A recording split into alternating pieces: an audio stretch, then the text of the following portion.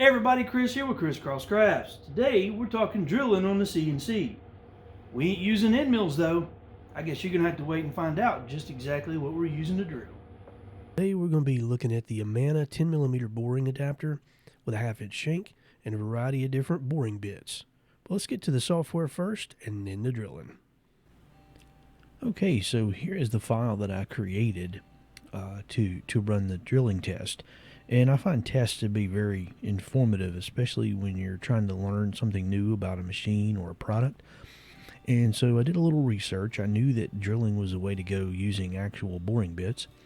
And so as I researched and found that Amana had that adapter to go from the 10mm, which is the standard size for most boring machines, over to 1/2 inch, as well as quarter, I knew that that was the way I wanted to try. But there were some criteria that I knew I wanted to do in this test. One was 3/8 inch deep hole.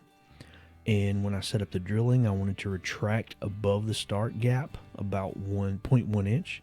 And I wanted to dwell at the bottom of the hole roughly 0.5. And I thought about back and forth, but I landed on 1/2 second. Figured that would be pretty good. I also knew that the boring machines typically operated in about 4,000 to 6,000 RPM, and that the Amana bits were actually maxed out at 8,000 RPM. So I chose the middle of the road with the 6,000 RPM as the rotation speed, and I went with guesswork really on these factors here. And I kind of knew I needed a range, and so I wanted to start with something that was sort of vast but yet still give me enough feedback to give me the results I needed to know where I needed to go from there. So I went with 30, 50, 70, 90, 110, and 120 inches a minute. And in doing so, I needed to lay these out. So essentially I went to the circle drawing tool and created an 1/8 inch, 3/16, quarter, 5/16, 3/8, and 1/2 inch circle. And then I laid those out using the copy array tool. I deleted the circles I didn't need, and I did that for all of these options here. And then I wanted to create some kind of little barrier or border, if you will, between the runs, just to kind of break it up. So I created a long rectangle, just wide enough to create a nice little V channel, and then did the text up top to help me keep identifying what speed, what plunge rate I'm using for each of these. Now, in the design, that was the simple, a lot of drawing, a lot of laying out, a lot of copy array. So it kind of challenged a little bit with setting it up. It was definitely time consuming because of all of the layout, but worth it, I think. And now I've got this, and I can simply change the toolpaths if I ever wanted to test this again using different parameters. So coming over to the toolpath tab, as you can see, I have the standard 45 to showcase what I did with the text and the columns. And here I've broken down each of these toolpaths based on my needs. So 1 represents 30, 2 represents 50, 3 70, 4 equals 90, 5 equals 110, and then 6 equals 120. And it looks like I got 2 4s there, but hey, that's the way life goes. So I created each of these toolpaths based on these parameters, and nothing changed except for the plunge rate, and that's the only factor that changed amongst all these different holes. And so in setting that up, once I got all 6 of these created for the 1/8 inch, I came in and grouped them. And you could certainly merge them as well. Either way you like to do that. I like the group. It's a nice little quick reference. And grouped them, and I named them 125 drill. Now, if you have another machine that operates off of an operating software, you can probably get away with naming that something a little longer, a little easier to know. The Axiom and a few other brands, they do give you limited characters that are available on the controller, and with the Axiom you get 8. So because of that, I named it 125 drill, so I knew that that's the 1/8 inch drill. The 1875 drill obviously is the 3/16, quarter, so on and so forth. So once I got all these created, got them grouped or merged so that they would be under one file, now all I need to do is run this file and it runs all 6 of these tool paths. So instead of me having to run 6 individual ones, I run one and it runs all 6 at one time. So since my RPM didn't change, 6,000, I was able to go here and do the 30, 50, 70, 90, 110, and 120. And then I moved on to the next drill and repeated the process. So as you can see, there's a lot of layout in here, a little bit of time, but well worth it just to kind of get this laid out. And I could probably use this for other things down the line, but definitely for setting up this drill test, I'm glad I did. And it definitely has its advantages when you're doing testing to be able to know that you can come in and change these parameters. And so if I wanted to edit any of these, I would simply double click on that. And as you can see, I set a 3/8 depth, got my bit chosen. And I will show you one of the things that I do that, yeah, some people might think weird. But on my bits, I put notes up here to remind me of certain things. For instance, this was the range that I knew that I could make these plunge 25 to 150. And I knew I wanted 6,000 RPM. And I could have chosen 5 or 4 or whatever, but 6 was a good range. And then when I'm done, I come back in and I make notes again what my machine will do. So on my Elite, this would have no problem making this pass. On a smaller desktop style machine, this would probably have to drastically be reduced, which means you would also have to reduce this number to something a little smaller. Because if you ran that at 6,000 RPM and you had a much slower plunge rate, you would likely see a lot of burning and potential issues there. So I always want to pay attention to all of that, and those are some of the factors that I looked at whenever I did my test and I looked at the final board. But you can see the Elite had no problem doing 6,000 RPM at 120 inches a minute. Now this right here is a key piece of information. If you have a smaller machine that operates on like a router, especially a trim router or palm router style machine, you will never be able to do this test or run these bits. Mainly because those small palm routers operate, the minimum is like 18,000 RPM. So this test is pretty much non-existent to you. But for those of you who are running a bigger router that does have the ability to go down to 6, or a spindle in my case, that is full adjustment from 0 all the way up to 24,000, this is a good way to do a lot of different tests. It allows you to have a lot of versatility and kind of see what your machine can do. And this will definitely save me time versus doing the traditional plunge ramp method that's done with end mills, in the industry.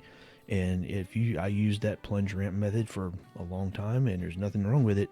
But end mills are not designed to drill; they're designed to route and in a linear motion. That's why the ramp method is probably the most widely used, because you just keep the same bit in and you make your pass. But in this case, if I'm doing different tool paths, this will allow me the versatility now, and especially if I'm doing a standard hole, to be able to drill those holes efficiently and quickly and be on about my business. So I like that. These are going to give me a nice precise hole, and I don't have to worry about slow ramping an end mill to achieve the desired result.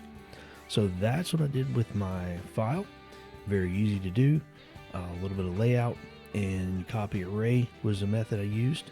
The draw circle, the draw rectangle, and a couple other things to be able to achieve this sort of even layout. But a fun little project to do, and definitely fun to test. And if you're not sure, how to achieve different tests and to get different results, I do have another test that I did by figuring out my feeds and speeds on the end mill and V-bit. It'll be up here somewhere, so feel free to check that out. And if you got any questions about that or this, drop me a message, drop me a comment, and let me know. I love the CNC, and I love testing and trying new things. And this was a good, fun, challenging project. And I'm super excited to be able to now get into drilling instead of routing on my CNC. Well, that's about it for the file. And I guess I'll see you later. All right, now that the software is over, let's take a look at the bit and the adapter. As you can see, the adapter is already mounted in the collet with 2 Allen screws. To install the bit, you just put that flat side out, lock that down, and you're ready to go. This makes it super easy to change bits on the fly, or to simply just change to a different size if you need to, without having to take the whole thing out of the collet. Now, since this is a test, certain things I want you to pay attention to, just like if you're doing any other test. Don't just watch what happens. I want you to listen. And in your shop, sometimes you can smell what's happening, but use your senses anytime test is happening. You'll be glad you did it.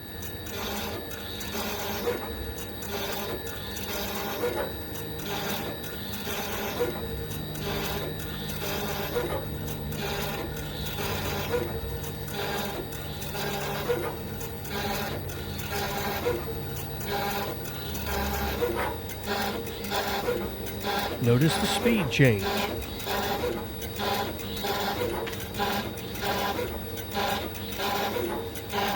Notice the chip size is getting bigger.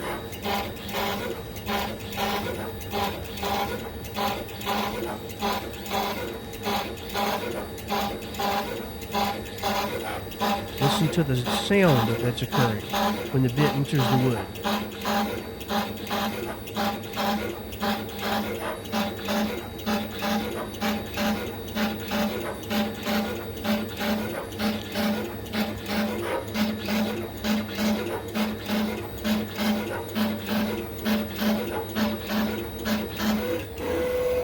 Now, I do apologize for the next few. The dust collector, I tried to isolate it, but it is what it is.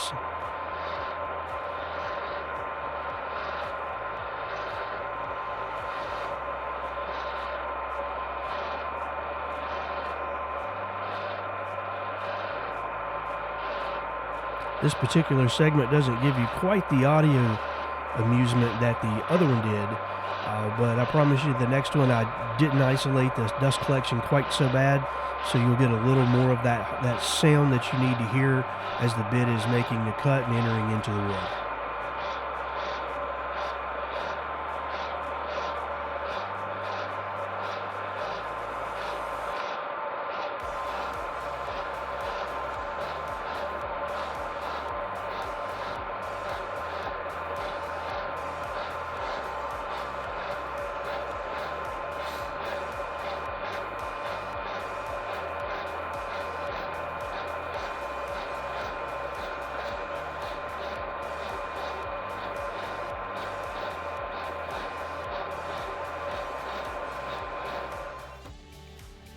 And now for the 3/16.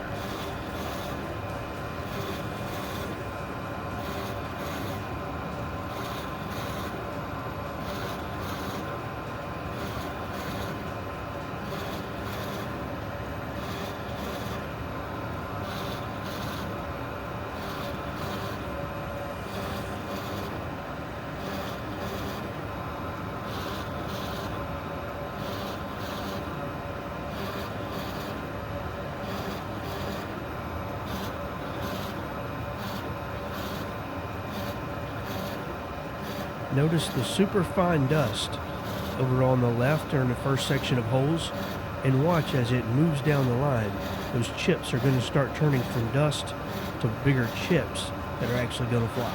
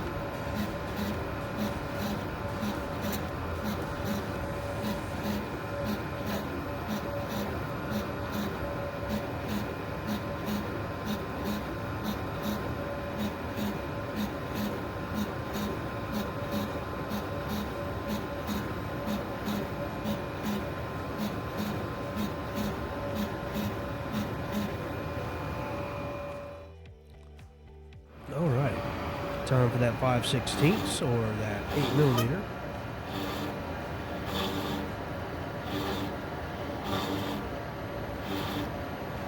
And the larger the bit, you'll notice the more hollow the sound it creates.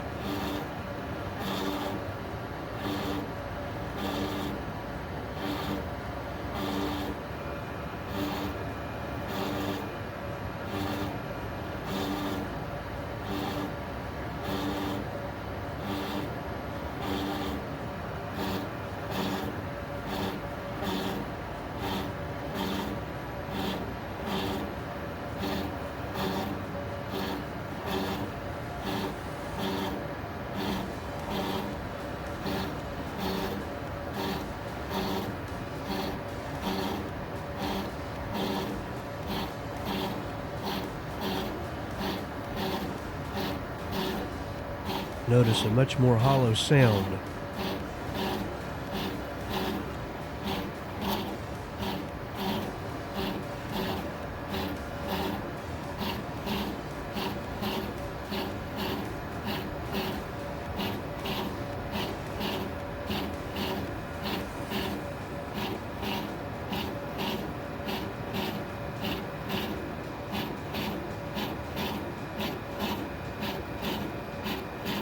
Sounds a little more like it's just digging it out now, instead of actually drilling it out.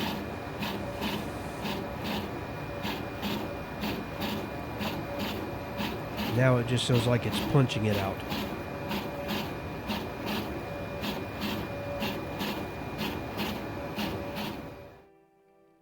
And the 3/8.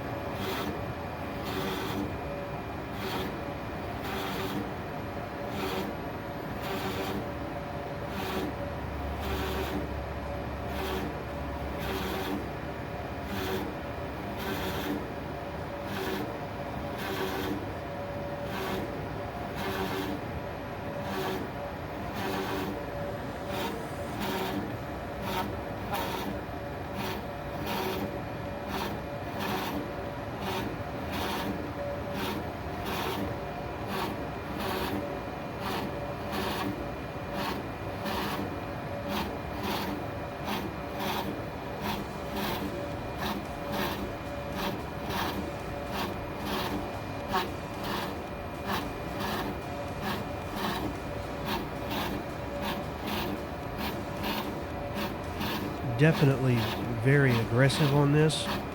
You can hear it's really more just tearing through the wood instead of drilling it out.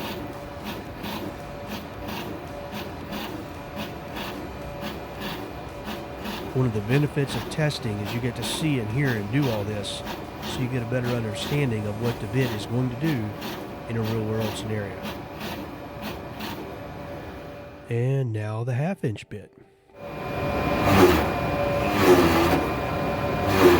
Yeah, you can really hear how the 1/2" is tearing through the wood.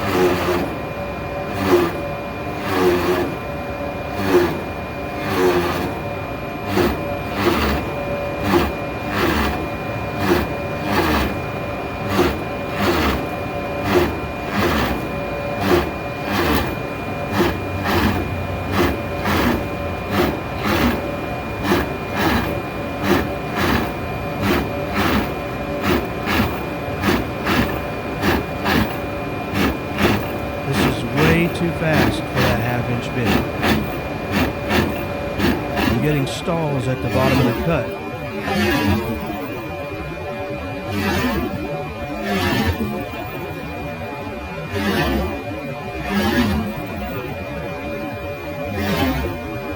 And it's just slinging huge chunks at this point. Way too fast of RPM. And way too fast of a plunge. And finally the V. I'm not going to bore you with the sounds on all that because we've all heard V bits before. But hopefully this was giving you some insight in when you're doing any kind of testing, what to look for, what to listen for, and in doing a multiple repetitious type application cuts like this, it gives you something to look at as a baseline, because that's the whole goal. You know, any test you do, you want to walk away learning something, and the knowledge that you gain will help you in setting up for future jobs. So now I know in the future certain things that I definitely don't want to do, and certain things that I like the idea of how it worked out. And I think I would probably going to do this again. I'm just going to modify that slightly and possibly tweak a few of the depths of cut, a few of the plunge rates, and also tweak some of the peck drilling option where I'm dwelling more at the bottom of the hole for a little longer period of time. Definitely on the 3/8 and for sure the half, I would probably lower my RPM from 6 to maybe 4 or 5, and I would certainly decrease that plunge depth significantly over the last runs there. So, but you learn, and that's the whole idea. You walk away learning something new. Well, I hope you did. All right, well, there you go. You can use traditional end mills if you want, continuing your ramp tool path as you need, or use actual drill bits to drill on the CNC. Me, I'm going to the drill method where I can. Most traditional holes are standard sizes. This is going to work out fantastic. So, if you want to drill on the CNC, check out that Amana line of bits and use any of the adapters they've got to fit your machine. Quarter or half inch, they got you covered. Well, this is Chris, Christcross Crafts. We will CNC you later. So the final outcome on the plunges, 110 to 120 on the 8th, right around 90 to 110 on the 3/16, the quarter, 5/16 and 3/8, easily in the 70 to 90 range, and the half inch, 50 inches per minute with a modified peck and a lowered RPM.